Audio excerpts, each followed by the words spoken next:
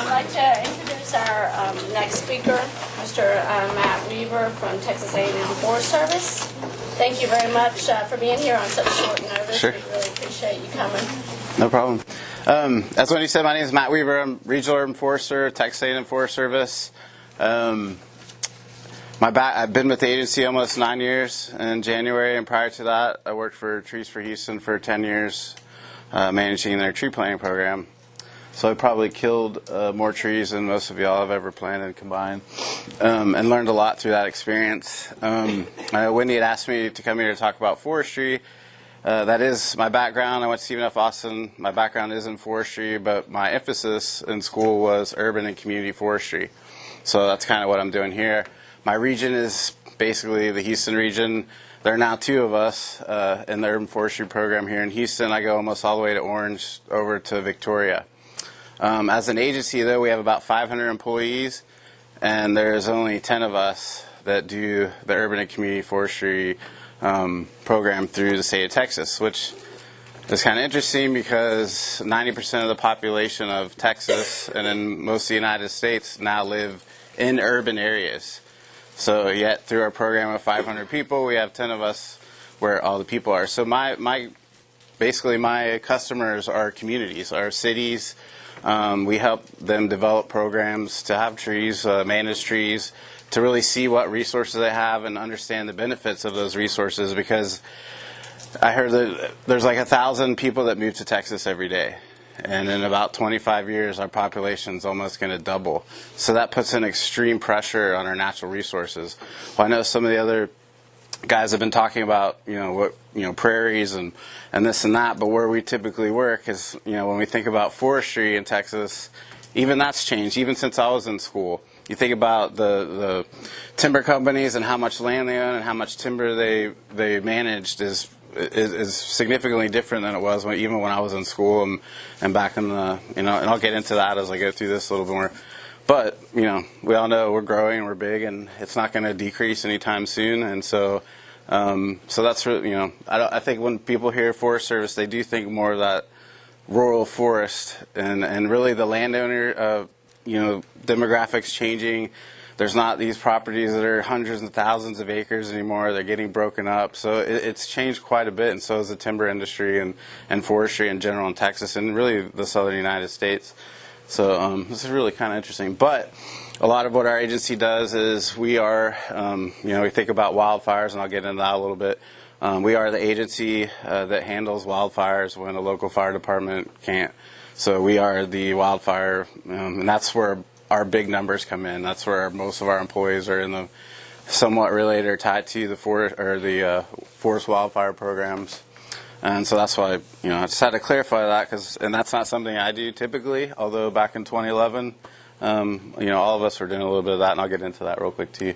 And I'm not going to talk too much about vegetation as far as vegetation. I know Wendy had talked a little bit about, or asked me to talk a little bit about what Texas looked like, or what this area looked like,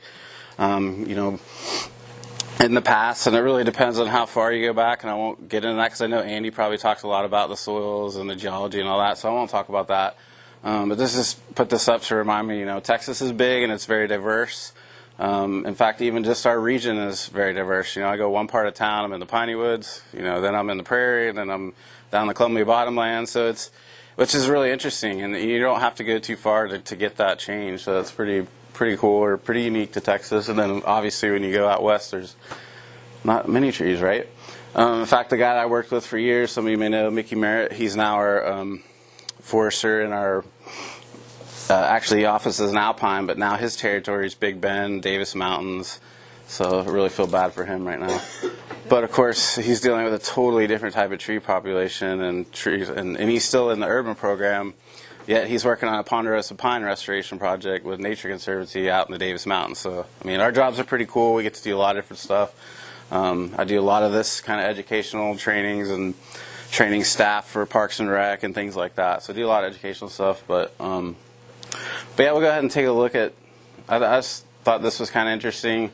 Yeah, I know that's probably not real PC, but I was thinking about that. I was like, and I looked it up, and these maps are from 1972, so that's why we still have Indians up there. But it's kind of interesting because really, I think you think about Texas and the landscape in the South. I mean, it really started changing when people were around, right? Prior to civilization and settling and everything, Texas is. You have to really understand that Texas is a fire state.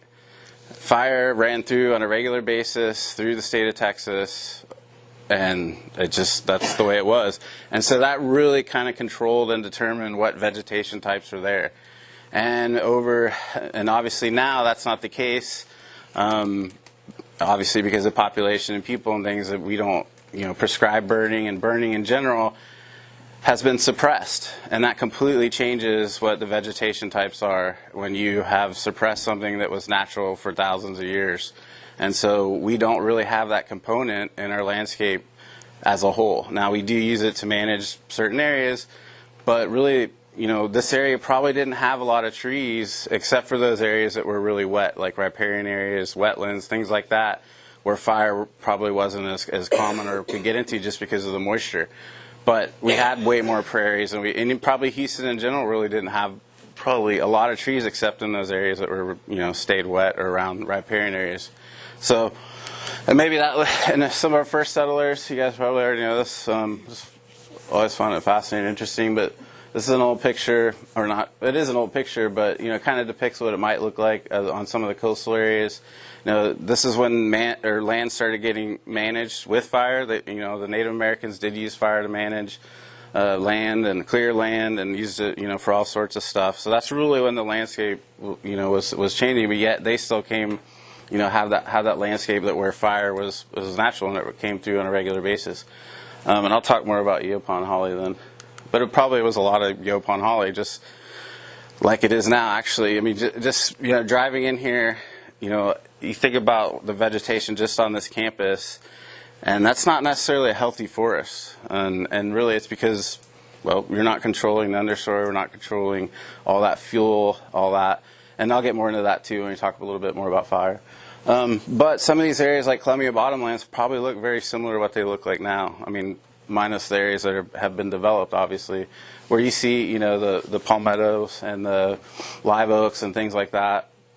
In those areas, further down by the Gulf and the coastal areas, and this used to be the state champion live oak, got dethroned because of some disagreements on where to measure,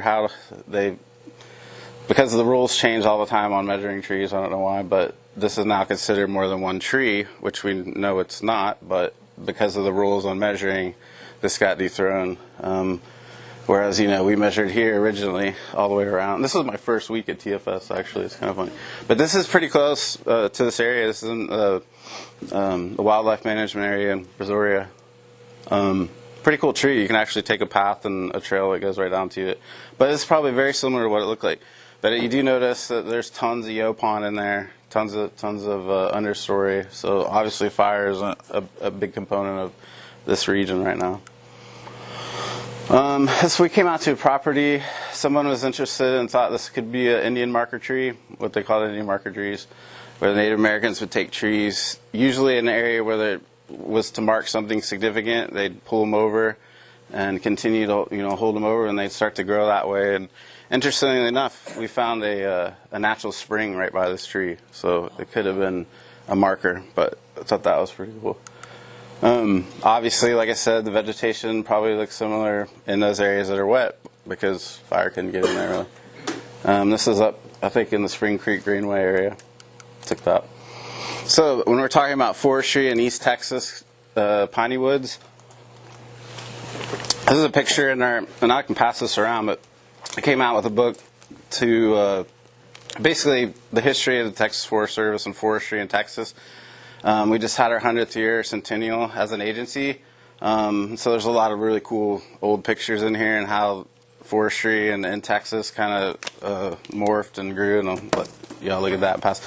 But this picture is in that book. I thought this was really cool. This is a longleaf pine stand. Longleaf pines in the South and in East Texas were pretty common, and this is what they look like. And this isn't what a typical forest looks like when you go out and look in the woods typically, or that hasn't been managed.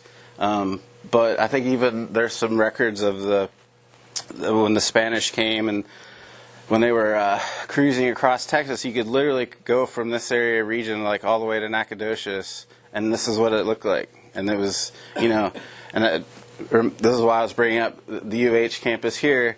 Get in an area where you have something that hasn't been managed, and it would take you probably 2 hours to get from one side of the campus to the other to try to get through all the vines and everything in it. And it's because, that understory is like that. So longleaf pine is a fire-dependent tree species, meaning that it requires fire for it to get to that climax forest. And what longleafs do is they stay in this grass, what we call a grass stage, where it literally looks like this huge tuft of grass. And that's for protection. So when fires go through regularly, they burn really fast and quick. When you have all the fuel loads in here and you have a drought or whatever, it gets super hot, and then that's when it starts getting and jumps up into the crown. But if fire goes through an area on a regular basis, they burn really fast and they burn quick. So a lot of those plants aren't going to die. They're just, really keeping down the competition is what it's doing. And that's one of the reasons we don't have mature, old, virgin longleaf pine stands anymore, is because we've suppressed fire. So now we have loblolly pine, which is a native, but not as fire dependent as the longleaf pine. But this is an old picture. I forget the year on this, but early 1900s, I think, maybe late 18s. But so that was pretty cool. Then, as we tend to do, we started really using those natural resources. I mean, the timber industry was pretty huge in East Texas. That's why the college I went to was established, basically, was the forestry school there because of the timber industry. So we started logging all this and suppressing fire, really. And that's kind of what really, I think, changed the vegetation, not just in Texas, but across the United States, really. And that's why we have these big, huge fires now, is because of the suppression of fire. When a fire does get in now, they burn there's so much fuel that they just burn so hot and so big that we can't contain them or control them anymore. And that's why we have it even happened in some of the national parks. Remember the Yellowstone fires in the late 80s, but you look at those areas now and they look great, but it's just kind of the way it is. And this is really typically what probably a lot of East Texas look like because of fire. But like I said, this was a fire near, I think this is one of the ones near Bastrop that happened in 2011 after the drought. And this is how fires burn when you can't control the fuel loads or don't have fire going through on a regular basis. So I just thought it was a really cool picture. This was in the 2011 fires after the drought. This is the Davis Mountains and the observatory. So it doesn't just burn forests. That stuff burns out there too. In fact, that's really where most, now not even in the drought, that's where we're fighting a lot of fires out. And these were all taken in and around Austin, Bastrop fires. 2011 was the worst fire year, but also worst drought year. They obviously correlate. It's the worst one we have in recorded history. And, like I said, we've got people, structures, lives, that's all a concern. But the fuel loads now in some of these areas are just crazy. So one of our programs is what we call WUI, which is the Wildland-Urban Interface. Is these areas that are, people are wanting, and especially out in central Texas, they still want to have kind of that sort of, I live in the, country, not really country, but close to a lot of, wooded vegetation. And unfortunately, the fuel load goes right up to their houses. So we have a program that really helps people manage that and helps communities manage their fuel, really. And they can, your community can get certified and all this kind of stuff. But we do a lot of that. I just thought this was interesting because this is near Austin, and to show you how dangerous and crazy wildfires are. I don't know if you noticed, there's a fire truck right there, and that got dumped on. So we just want to try to prevent it getting to this. Hopefully we won't see that again. There's unfortunately a lot of folks realize now especially even just locally here, like Memorial Park, you look at. People wanted to leave that alone and not touch it, not manage it, and that was probably one of the places we had the greatest loss of trees during the drought, as far as looking at one area. And because it wasn't managed, or people wouldn't let it be managed because they wanted it natural, right? And they just obviously didn't know. Well, if you don't have fire, it's not natural. So I'll get a little bit into the general forestry stuff. Like I said, I know this is part of what you guys have to get ready for this, but obviously this isn't stuff I do anymore. So it's like giving me flashbacks from forestry school. So and in Texas in general, like I said, the landscape's changed a lot. I mean, we're still doing this. I mean, there's always going to be home building, and there's some different markets now with the wood pellets. There's even in Europe right now, they're doing a lot of commercial building now using wood and some different processes, and I hope and think that that's really going to take off here in the States, where we're going back to using more natural materials for large commercial buildings. And so it's really cool, and it's beautiful stuff. So hopefully, different markets are going to hopefully help us out here as far as our timber industry. But so I'll go through these kind of quick. I'm sure you guys have all seen this stuff. Typically when you do have fires, well, this is an even age stand, so everything's close to age. That's what that is. In a managed area anyway. Uneven, obviously you've got your understory, midstory, upper story. When we do go in and harvest timber, we hopefully we'll leave some seed trees, stuff that's going to help produce the next generation of trees in there. Shelterwood, just a little more higher density of the seed trees. And then of course we have a lot to do with site prep. Burning is one of those things we can use, and I'll talk about that in a sec. But there's a lot of different methods for that: machine planting, hand planting. And really, a lot of these areas, if you didn't do anything, they would naturally, get regeneration in there. But this just to speed up the process of a managed site. Those are actually my kids right there. Oh my, I forgot. They're 10 and 12 now, and we were actually planting longleaf pine in the big thicket. They're doing some longleaf restoration over there. I'd like to go back there and see what those look like now. Oh yeah. But anyway, this is one of the reasons that we do use fire as a tool. We call that prescribed burning. And these are the reasons that we do it. Just like I was talking about, reduce those fuel loads. It does really help keep out invasive species. Improves the wildlife habitat. You've got your seed source down there. You're giving, alleviating the competition.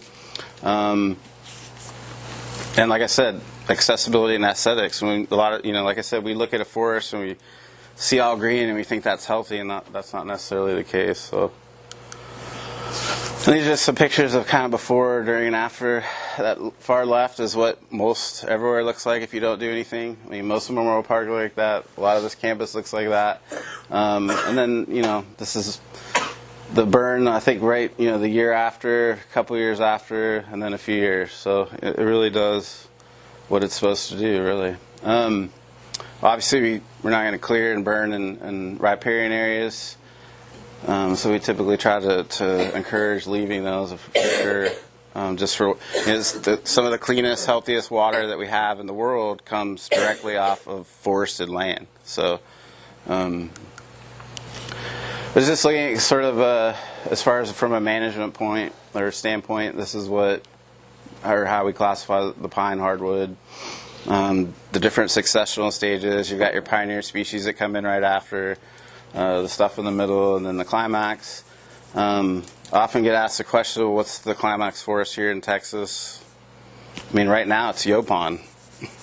So it depends on what you look at, or I always say too is, people ask me what's native or not, whatever. I don't always ask the question of what, it's when, not more than it is what. So anyway, so as foresters, regardless of whether we're in community and forestry or general forestry, we measure stuff. The stuff I measure isn't for timber products, so we're measuring for another reason.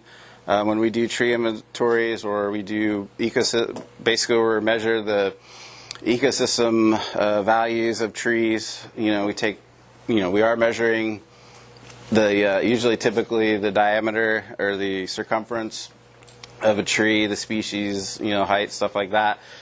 we are looking at that for tree benefits, and those benefits are environmental, economic, social, as opposed to timber and the product value of it. So that's really where that difference is, But we do use some of the same tools, diameter tapes. This is a clinometer to measure height.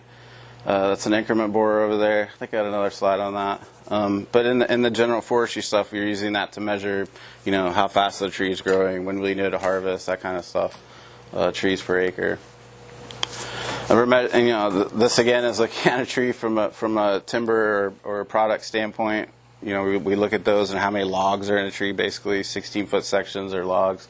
But like I said, when we look at it, we're not looking at logs or merchantable height on trees when I'm measuring them. But and diameter, though, is pretty much the same either way. But where we measure a tree, it's at DBH, which is diameter at breast height. Obviously, that's going to be different for everybody. That's a general rule. But technically, that's 4.5 feet on the trunk is technically where DBH is.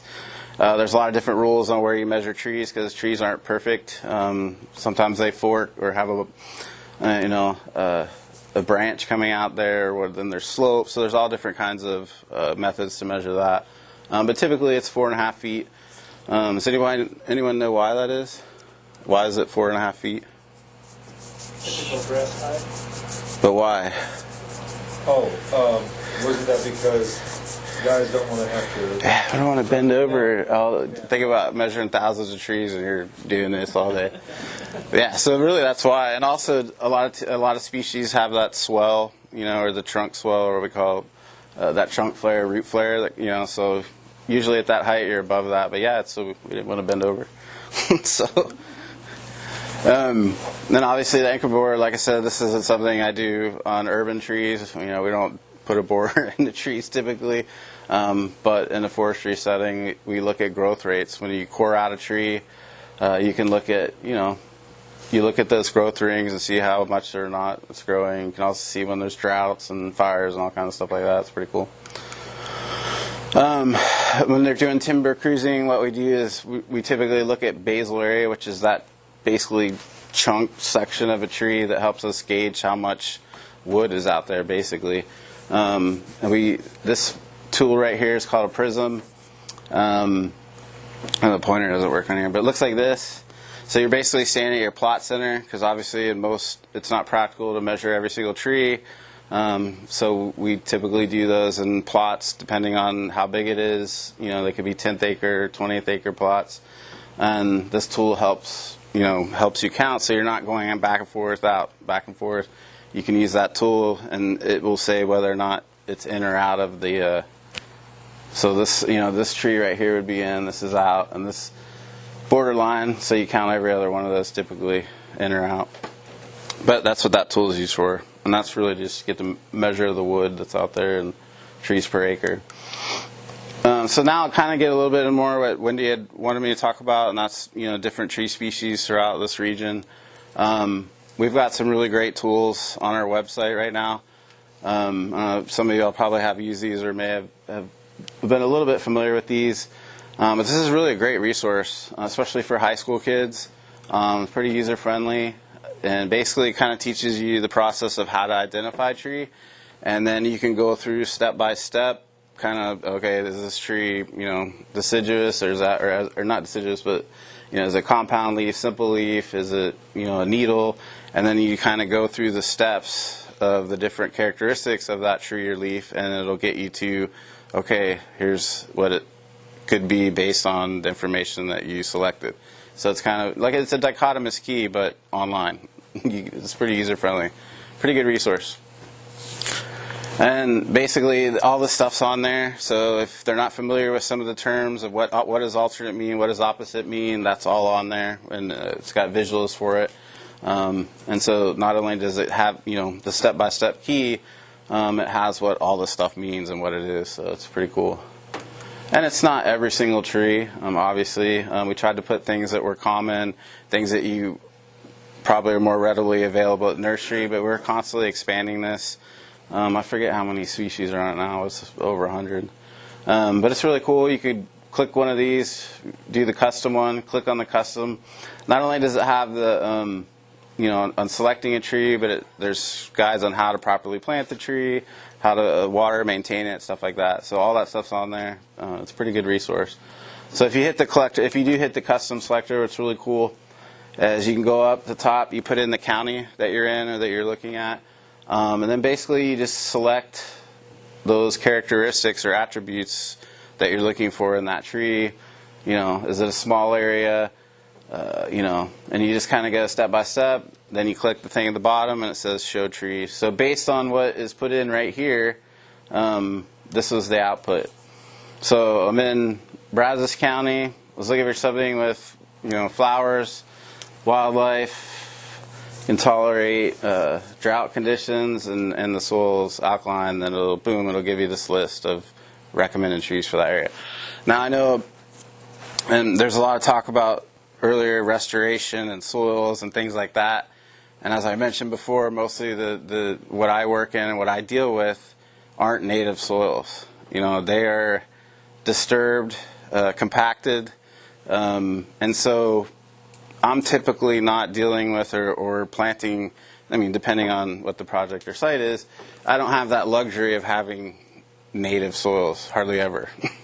Because where I mostly do everything is, it's already been disturbed, and not just disturbed, but even worse, compacted. So there's not much space for oxygen and water to get in. So you really have to look at that as well, But anyway, with that being said, we'll just go over some of the species I have in here.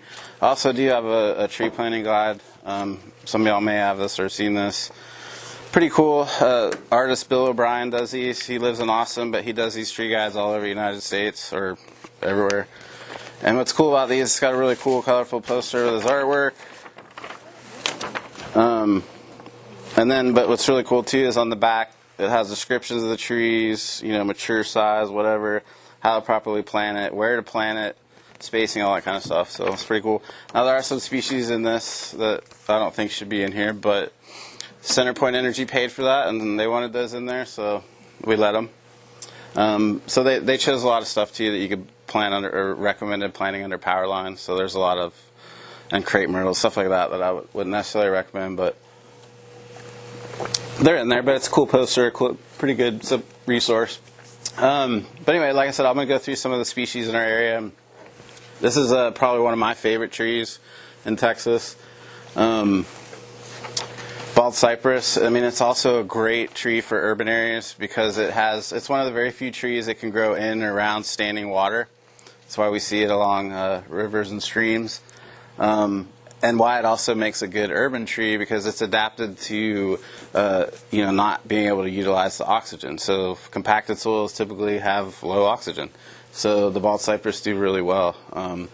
And I know a lot of people will complain, they're going to put up the knees are in the way, and they do that, but only typically when it's very wet. So if you do have a wet area, plant this. But the Montezuma bald cypress looks very similar to this, just a little bit different in the form, I think. They're a little bit wider and broader than the bald cypress, but it doesn't seem to produce the knees. So if anyone wants to use this tree, but they don't want knees, that are, plant the Montezuma. Oh, and this picture is on the San Bernard River here, like 45 minutes from downtown Houston. So pretty cool little river. This is probably our most common pine species, the loblolly pine. It's our native species. This is probably the one we use most for timber production.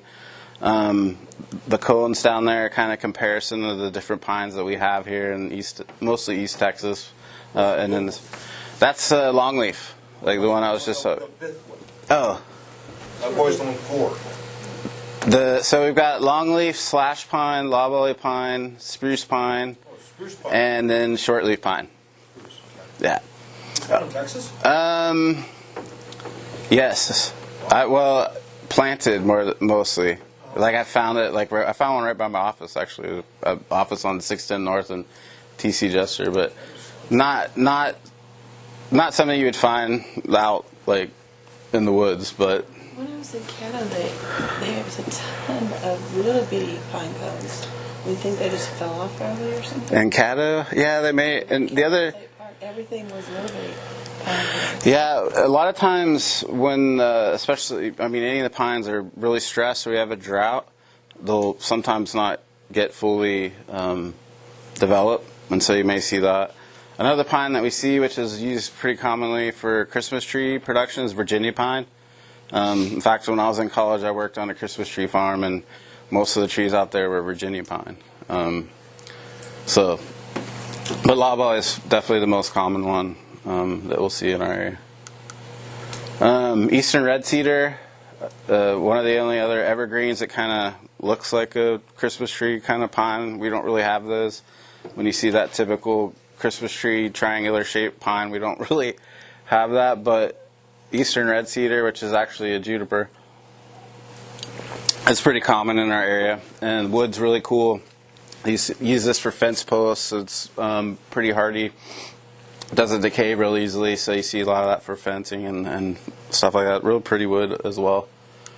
American elm, pretty common elm species in our region. I think it's underutilized in urban areas, probably due to the scare threat of Dutch elm disease that's pretty rampant up north and in the Midwest, but we don't really have that here. It's not anything that our American elms get here in our region, but it's a really cool tree. But yeah, populations of this that were pretty decimated up in the Midwest and North. I mean, whole tree-lined streets have been gone because of that Dutch elm disease. But they have this very kind of vase-like shape. They get really big, pretty distinct bark. The leaves are real rough, kind of like sandpaper.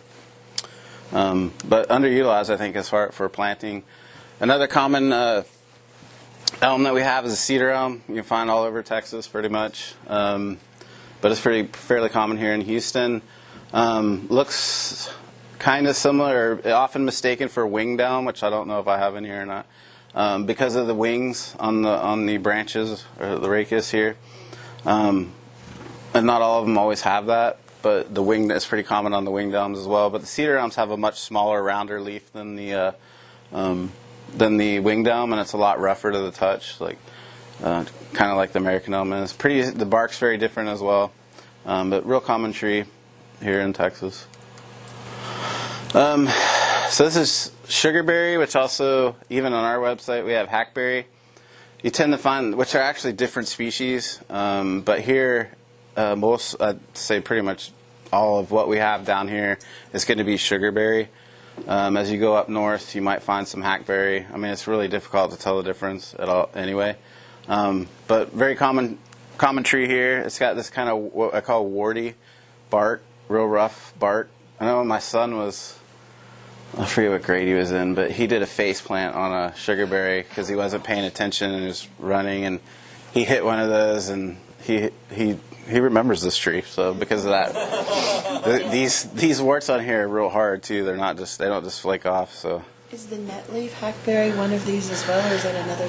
That's another one also, but they all tend to get lumped together. But the one that's here is technically the levigata, which is the sugarberry. But even here, you'll hear people just say hackberry, but we kind of just lump them all together now. But pretty much what we have here is the sugarberry. This is a really dense wooded species as well. I mean, probably not the tree you want to have right next to your house or your driveway. They tend to have a lot of issues with decay as they mature, and when they drop limbs, they're heavy. Obviously, we probably all know this one. We should all know this one. Probably one of our most common trees, and for a good reason, probably one of our hardiest and longest lived oaks down here in the South. I mean, it is the longest lived one here. And that picture on the left is in Glenwood Cemetery in the Heights, where anyone know who's buried there? Kind of famous guy, Howard Hughes. Yeah. This tree is pretty close to where his site is. It's a beautiful tree. It used to be our county champion live oak, but we found bigger ones now. There's some actually really big, cool trees in that cemetery. I go in there all the time. Found some of our county champions. I'll talk about it in the second tee. Water oak, really common tree in Texas, all over Texas. Not really sure why they call it water oak. I mean, because it seems to not like really wet, like when we had the floods and flooding, this is one of the trees we see to go first. And then it was one of the trees we saw have a huge loss during the drought. So trying to still figure out why this tree gets, and it's not necessarily found near in areas that are wetter. I mean, it is, but it also will grow on higher dry sites. So I've always been wondering why it's called that. But what's interesting about the water oak is these are all water oak. It has, sometimes I'll look at a water oak and I'm like, what is this tree? They can have all these on the same tree as well. They have their leaf shape varies probably more than any other oak species that's in our area. But you can really tell the bark's pretty distinct. It has this kind of tannish gray stripes that go along it, so that always helps identify. But one of the issues too with water oaks, another tree I wouldn't recommend planting near your house or your structure or anything like that, because they're not super long lived, and when they get probably 40, 50, 60 years old, they're riddled with decay, and you might not see it. It might be in the interior, you don't really know unless you have someone look at it or know what you're looking at. So we see a lot of issues with this tree, and the tree service companies deal with this tree every day because it's got a lot of problems. But basically, unlike the live oak, what happens with live oak, they can, when it gets a wound or they lose a branch, or could be a wound, a pruning wound, or anything, it's able to compartmentalize over that wound. Whereas for some reason, the water oak's just really inefficient at doing that, and by the time it does, there's already decay in there, decaying fungus getting into that. But for whatever reason, there's different oak species, red oaks and white oaks, but the live oak tends, and that's why they're really long lived, they tend to wall off. And I always tell people trees don't heal, they seal, right? Just like we heal, we get a cut, trees actually don't heal, they compartmentalize that, which is one of their evolutionary wonders, and can contain that so decay doesn't spread up and down throughout the tree. But they're actually, you cut into a tree and you're going to find that wound in there, but it was sealed. They don't heal, so anyone. Willow oak, another one. This is one that we typically do find in more wet areas. A lot of people do mistake this with water oak, or they call this pin oak, which actually pin oak is a completely different, that's why we go by scientific names too, because there's a lot of different common names for trees. But I hear people say pin oak all the time, and that's not a native species to Texas. It's a little further northeast. But I have seen some and planted. But willow oak is a native that you find typically in wetter areas.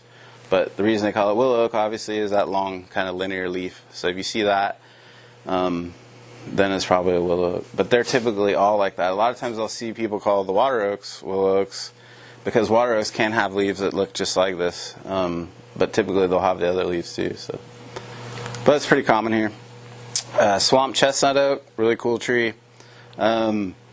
This is one too, I think, that's completely underutilized. It's actually a really good urban tree, pretty tough. It gets beautiful fall color almost every year, which is pretty rare here in Texas. Or it just depends on the year, really. I mean, some years we'll have great fall color, others we won't see any at all. But this is one that's pretty solid on the fall color. And this is one that you wouldn't, the name fits this one. This is one that you find in really wet areas near water.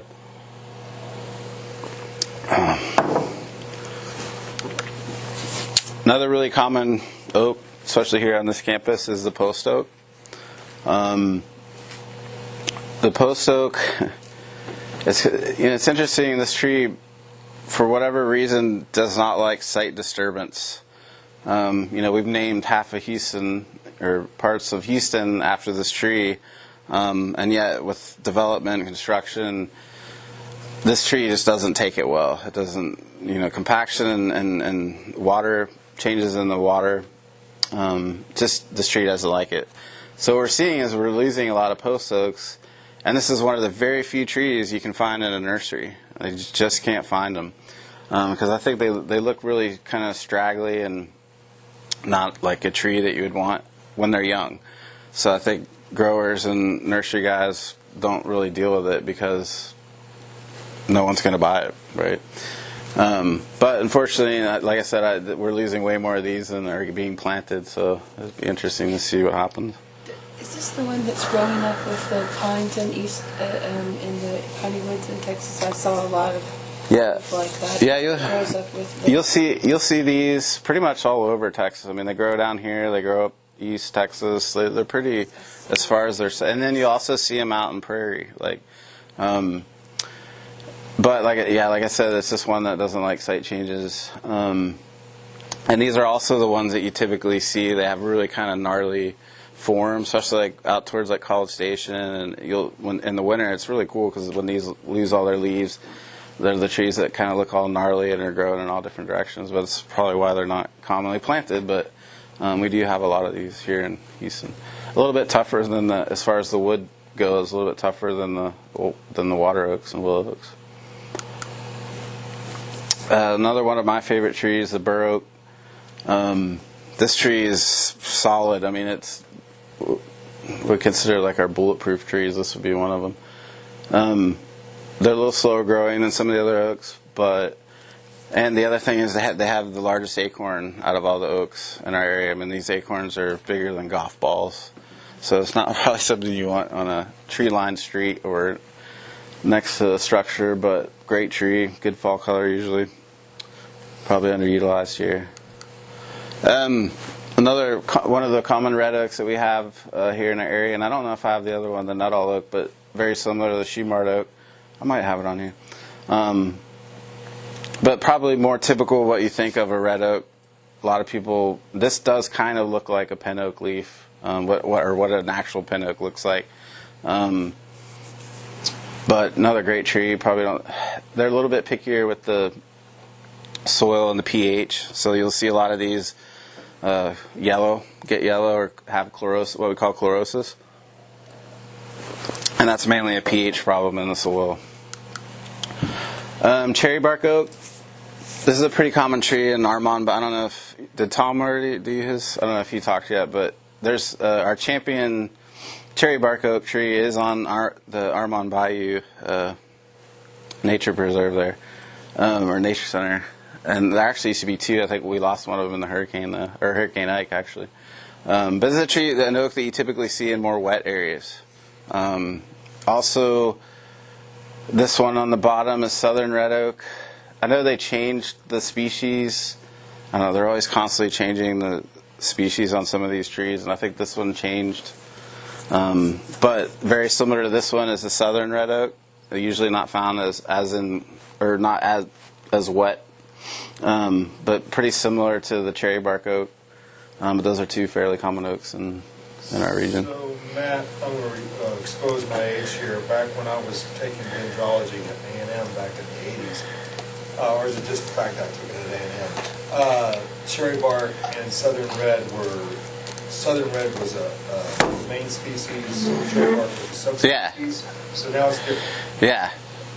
So yes, so when I was in school in the late or mid '90s, they were both separate. There's Quercus falcata and Quercus pagoda. Right. Last I looked, I think they're separate.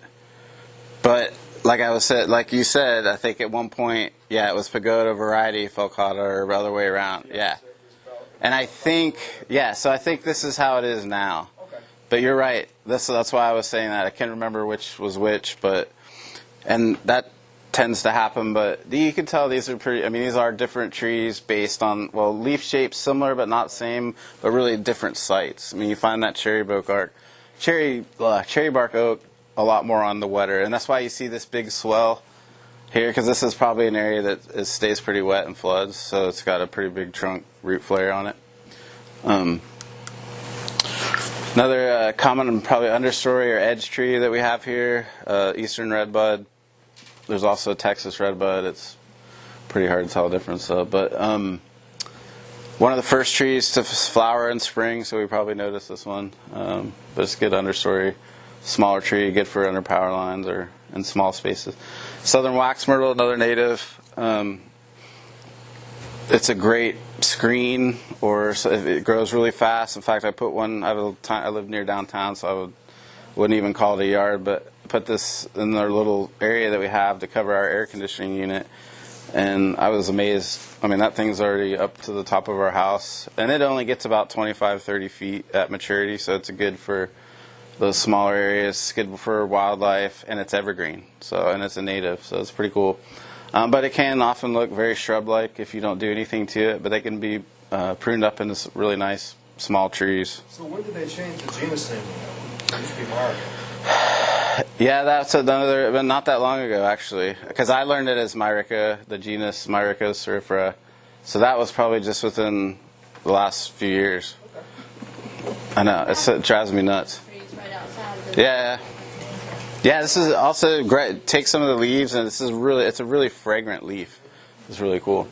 And that's fruit over there. It's a good wildlife bird feed, or bird habitat, or Anaqua, probably. I've from what I've researched on this, it says that we have this in Harris County, or but I'm not. It's a little bit further south, southwest. I was in Victoria after Hurricane Harvey, and there were some beautiful, huge Anaquas like everywhere. So this is a pretty common tree that way. But they do very well here, or at least from what I've seen. I've got some in my office complex. And that's actually my son, and that is the Harris County champion Anaqua. My wife teaches at Travis Elementary in the Heights, and my kids have gone there. And I did a tree survey inventory of all the trees in the school, and happened to run into this one. And I'm like, man, this is like probably the largest one I've ever seen. So it's now our Harris County champion there in the parking lot. But they also call it a sandpaper tree. The leaf's really rough. It's got really pretty white flowers. And it's a really hardy tree, and it does pretty well here. Probably seen these. These often will grow up kind of wild in weird places, or old cleared ag land. But we do plant these, and they tend to do well. Another species you're probably more common as you go west. But the Palo Verde is another common name for this. Ratama. And then Jerusalem thorn, they're all the same. But pretty distinct tree. I mean, it's got that really kind of green twig, green bark, and it's really pretty when it flowers. It's bright yellow. And really interesting seed pods there. Another one of my favorites, the red maple. Typically naturally occurs in more wet areas as well. But there are some varieties that do pretty good here in the urban, and that's why I put probably in the Houston area, the Germundi variety is probably the one that does best. But you go to a nursery and they have like all these crazy names, Autumn Blaze and all these things that really market towards the color, and they just don't tend not to do as well as the Germundi variety. But another one of my favorite trees, planted one of these when my son was born, and it's now like over our second-story house in a few years, so it's pretty fast growing. It's opposite, one of the few opposite trees. So most opposite trees that we have are going to be maples and ash trees. And I'll talk about the ash here in a minute. But most everything else is alternate. Sweet gum, which often gets mistaken for maple, and how you can tell the difference. Obviously, the fruit's really different, but these are alternate as opposed to the maples being the opposite arrangement. And we've all stepped on those seed pod deals, but now they actually make a seedless variety of this tree, which is kind of crazy. But the leaf even looks way different than this one. But this is what it looks like in the native. So, back in the day when I was in the Scouts, they taught us you could use that to skewer stuff that you would cook over an open fire, not worry about the sap. Is that true? Are there other trees you're forced to do that with, or is it a myth? Yeah, I think that is true. I think, but that is why it's called sweet gum. I mean, they have a pretty high sap content, so I think that's probably, it wouldn't burn maybe as like the other ones, or it has a lot more moisture. So, but I hadn't actually heard that though with sweet gum. You use something like a tongue nut tree to wind up with a toxicity. Yeah. No, I don't think. As far as I know, I don't think they're toxic if you were using them for that or whatever. I hadn't heard that, but yeah, it's a pretty common tree here in our area.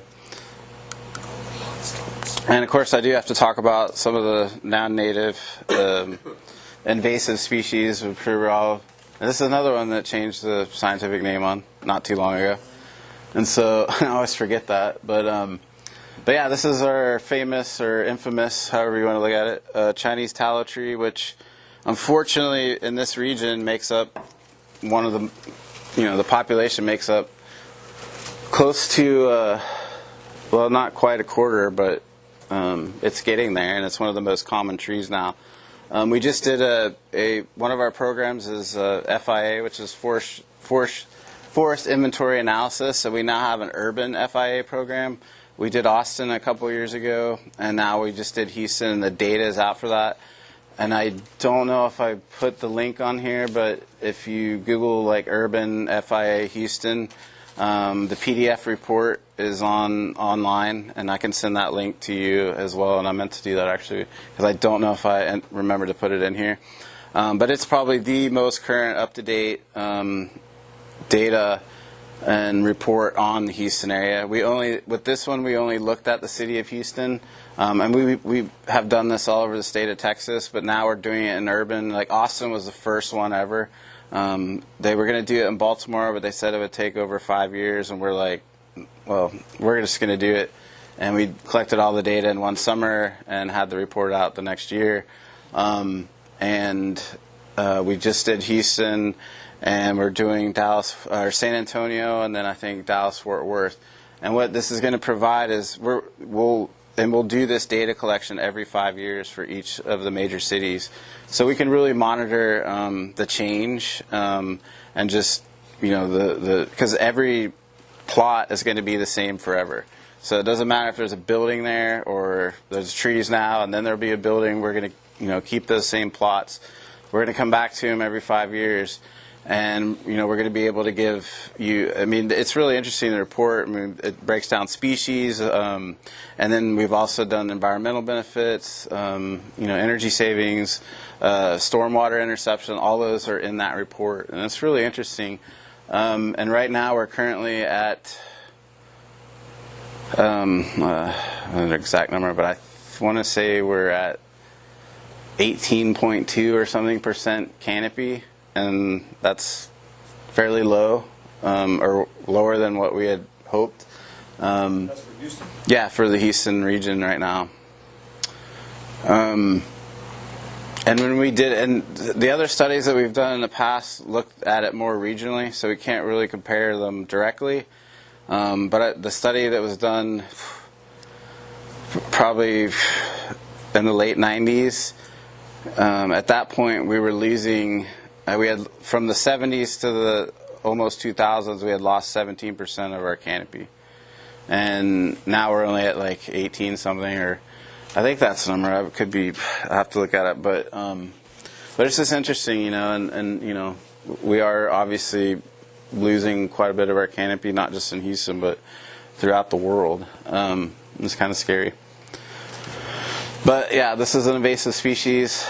Really kind of came in hard here when all that, especially as you go further south, southwest, all that old abandoned ag land, that land that was farmed for something, got changed ownership, wasn't used for agriculture production, and boom, this tree just came in and took over. And it's, we spend millions and millions of dollars trying to control and eradicate it, but I don't know if that's ever going to happen. But here's another one that's non-native. I'm starting to see a little more pop up here and there. One good thing about this is it doesn't like freezing temperatures. So I think the freezes that we do have kept this guy kind of at bay. But this is camphor tree, and this is actually the Harris County champion in the heights right here. It's like 30-some inches in diameter. I've never seen one that big because they always tend to freeze back. So anyway. But this is the one they use like in Vicks Vapor Rub. Like you break up a camphor leaf and it smells just like Vicks Vapor Rub. So this is one of the natural, or the products that we get from that tree. Here's another invasive from Asia.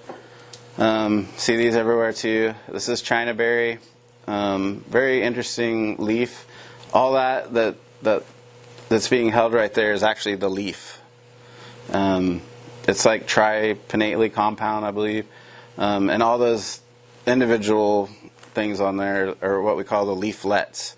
So, say a pecan, or when it has a compound leaf, one of those isn't the leaf. All those make up the leaf, and then those are leaflets. But that's actually one leaf on the China berry. But you see the fruit.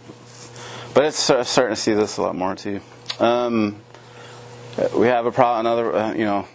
Let's talk about Yopon. This guy is kind of the non-native invasive, similar to Yopon, except it's opposite. So that's how you tell this from Yopon. I mean, obviously the berries are a different color, but these all the agrestrum and privet are opposite, where the leaves are directly opposite one another. Whereas Yopon, they're alternate. But this is really common everywhere. I mean, you see a ton of this. I see some on the campus here as well. Stuff's everywhere.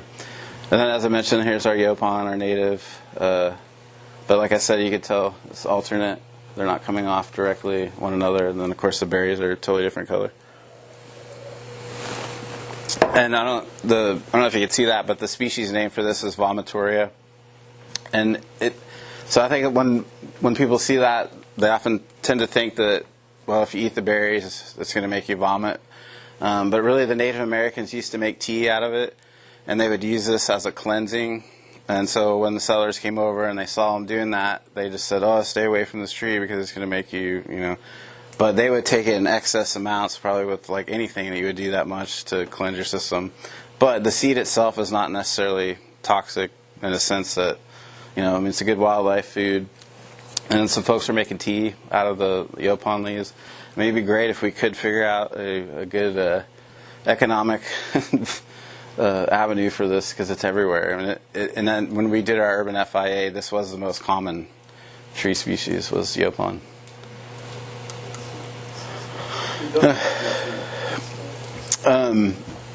This is our state tree. Got to put that in there. Like I mentioned, that whole thing right there is one leaf, and those are leaflets.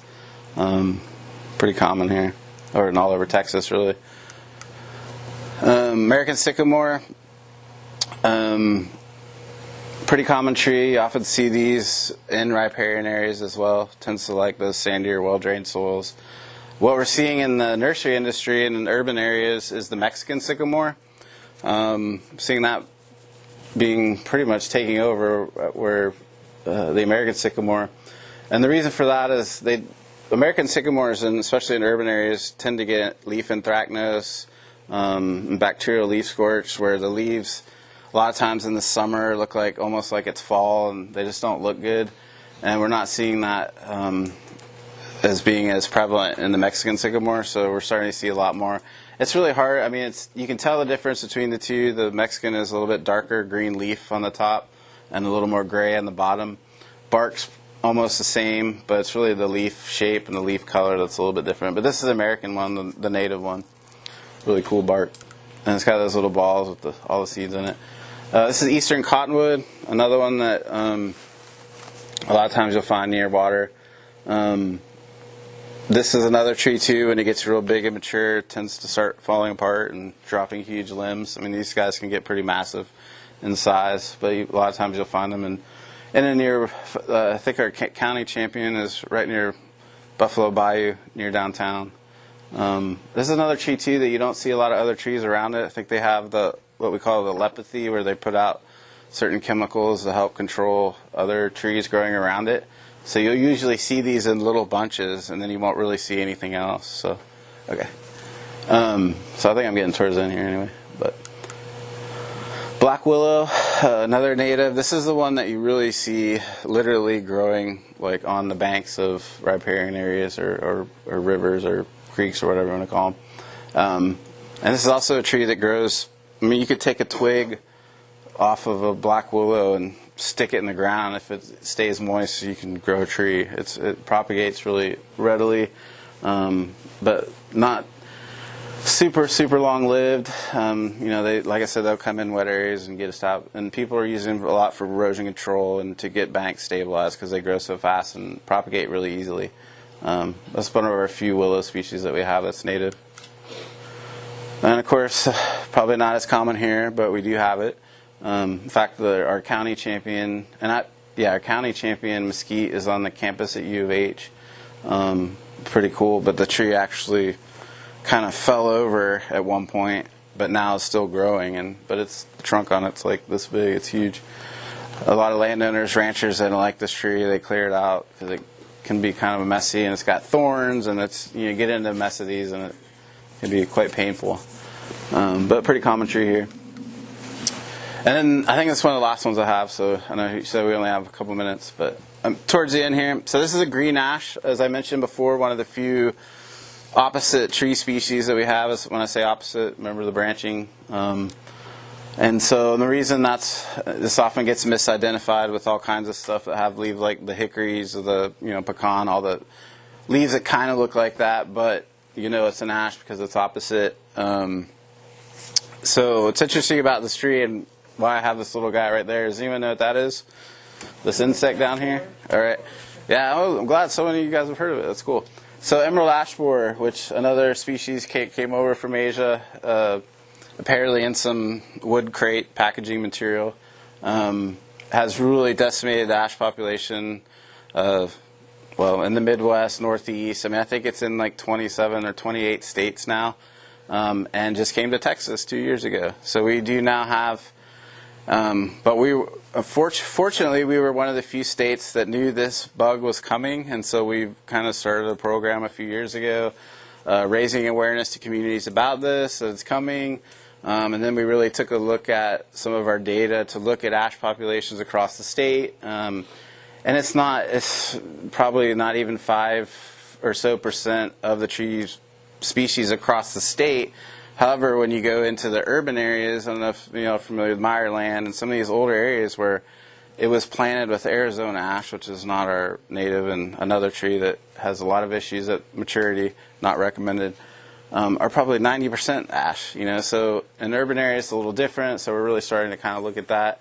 Although it is in Texas, it's right kind of on the border of Texas and Louisiana.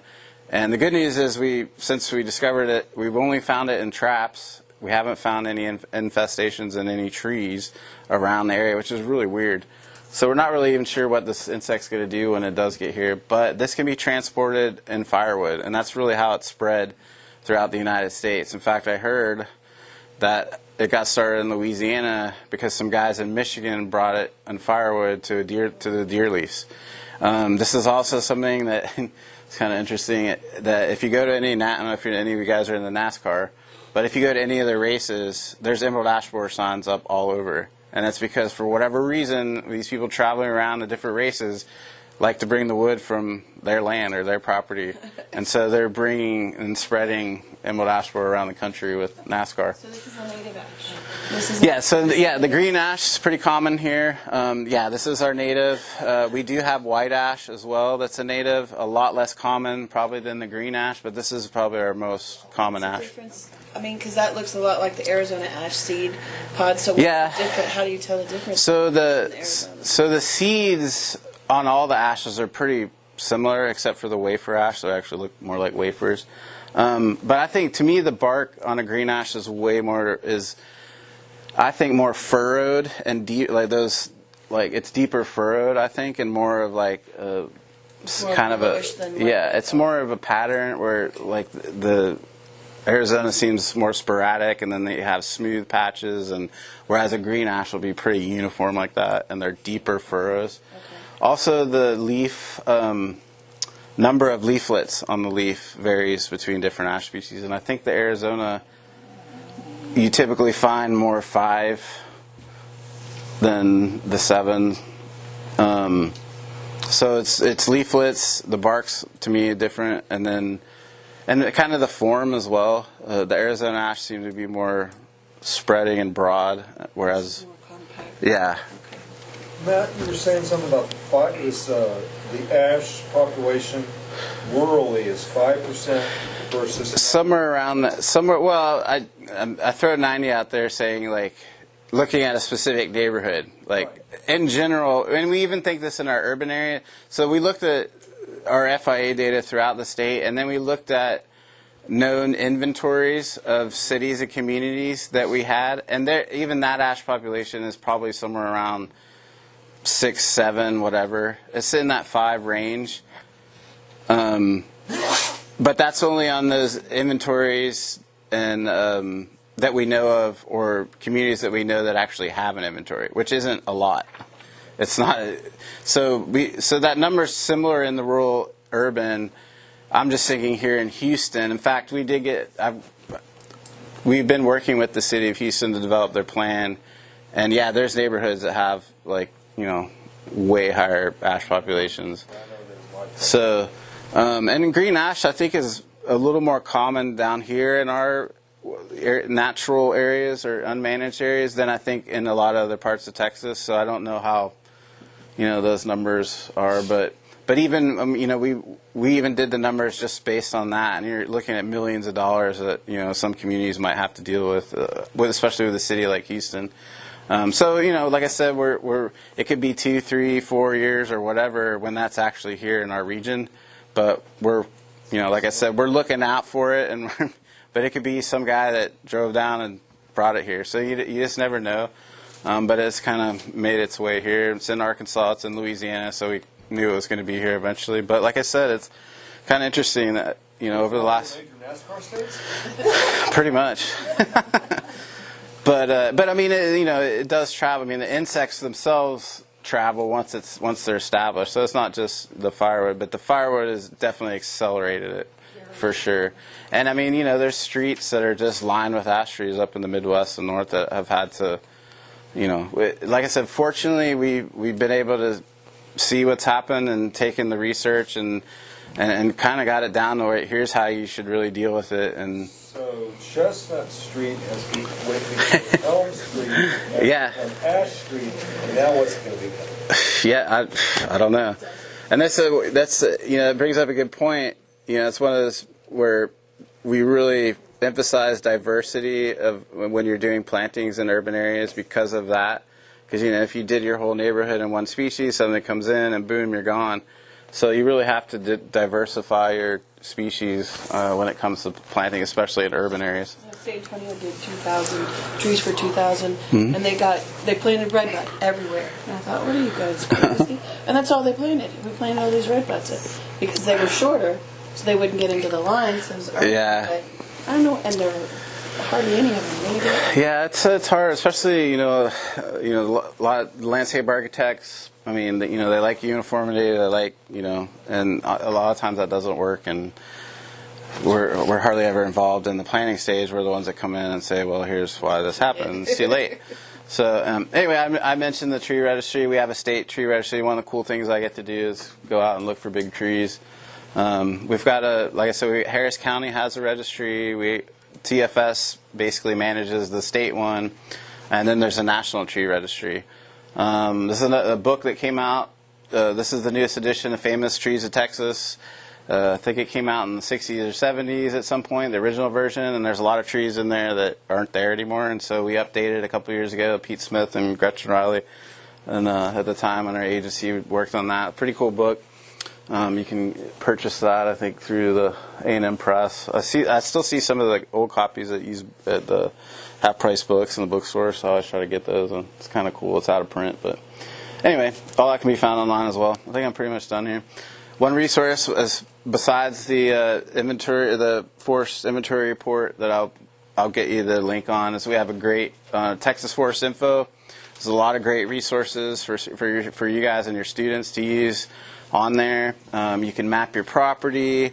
It's got stuff on timber prices. There's our tree trails thing on here, which now has a high school curriculum that goes along with it. It's really cool if you haven't checked that out.